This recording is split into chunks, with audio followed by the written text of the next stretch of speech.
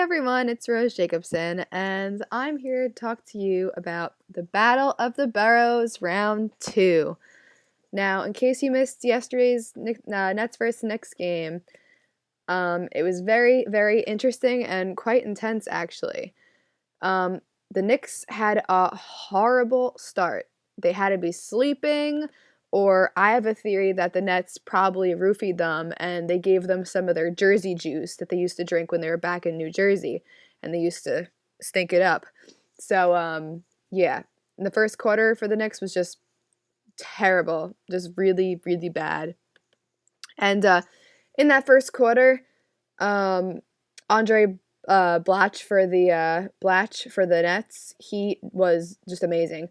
He scored 12 points and he just out dominated the whole Knicks team in the post. He wound up finishing the game with 23 points, but throughout the entire game, the Nets outscored the Knicks in the paint. I think this is a serious issue that the Knicks really need to consider working on and to make them get better.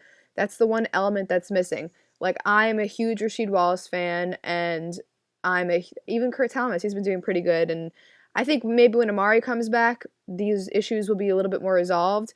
But when you have people who are like Rasheed Wallace, like Kurt Thompson, who almost rather take the outside shot or, aren't afraid to shoot that shot because they do make it a decent amount of times, it eliminates having part of your post man game.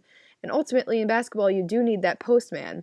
Tyson's been phenomenal. I call him the cleaner because everybody else misses their shots. He comes in, wham, throws it down. So he's been playing very, in my opinion, mailman-esque of him. So, yeah, I think we definitely need to work as a Knicks person in the post-game more. The Nets, I would really consider giving Andre Blatch some more playing time. He stepped it up for you on offense and defense. And when he came out and when Avery Johnson didn't put him back in so fast in the second quarter, when the Knicks made their comeback a little bit, I was kind of questioning why didn't he go back in when he was the really big wrecking force in the first. But besides that, Carmelo Anthony had a phenomenal MVP game. I said that. You're right. Don't adjust your screens. I really just said that. Carmelo Anthony scored 45 points, and that's the most points scored in an NBA game this year so far. Jason Kidd also had a phenomenal game. He scored 18 points, he had 6 assists, and 0 turnovers. No turnovers. Awesome. So, back to Carmelo, though. The entire team was carried by him through this entire game. He played like a team player. He listened to Jason Kidd when Jason Kidd was coaching him / talking to him on the sidelines. He wasn't selfish. And then when he needed to score and he needed to make the big shots, he made them. Personally, I think the Nets got out point guard easily by Jason Kidd. Jason Kidd isn't even the starting point guard. Raymond Felton is. But Jason Kidd in this game was phenomenal. He made the game-winning shot, the buzzer beater. Well, it wasn't really a buzzer beater, but he made the game-winning shot, and he made big plays. Down the stretch, Darren really didn't make any big plays. He was kind of quiet this game. He didn't step it up enough, in my opinion. So the Nets really need Darren to step it up and be that leader, because the Knicks are really, really starting to get their mojo going. And, we'll start. They already have, but, even better. And although the Nets dominated in the paint, the Knicks were red hot from the three-point line. The Knicks came back from a 17-point deficit, and this was a very high-energy Subway Series-like game, begging the question, does this game now cement the rivalry? Depending who you ask, yes, and depending who you ask, no. In my opinion, fans make a rivalry, and history makes a rivalry. So a lot of the announcers, a lot of the people are saying that this is a rivalry. And I think it's exciting, like a Subway Series, like I just said, like it's inner, city team meeting.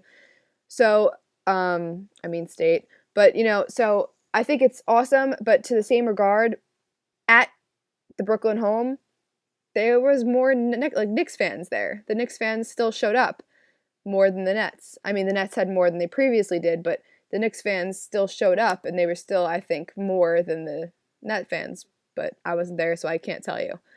And also, they have been two phenomenally close games and just really, really nail-biting games, so I do think that helps. But I'm going to agree with Rasheed Wallace and just say that there's not a lot of history between these two teams yet, and I think that it has to continue a little bit. Maybe if this year is intense or if they meet in the playoffs, then that could possibly make it a full-on rivalry. Right now, I think it's more of a Subway Series kind of thing, like when the Mets play the Yankees. Right now, the Yankees are clearly the powerhouse when the Mets are, in a developmental phase when they're trying to grow. So they really haven't been a threat. But, you're a Mets or Yankees fan. You're a Jets or Giants fan. Or you're now a Nets or Knicks fan. So I think it's that kind of thing. So I'm going to stop babbling. And, yeah. Here's some fun facts. The Nets have lost their last 5 games in a row, and their last 4 games of that losing streak have been at home in their new arena. Gotta protect your house, boys. And then also, this was the first team loss that they had at home when Jay-Z was in the building.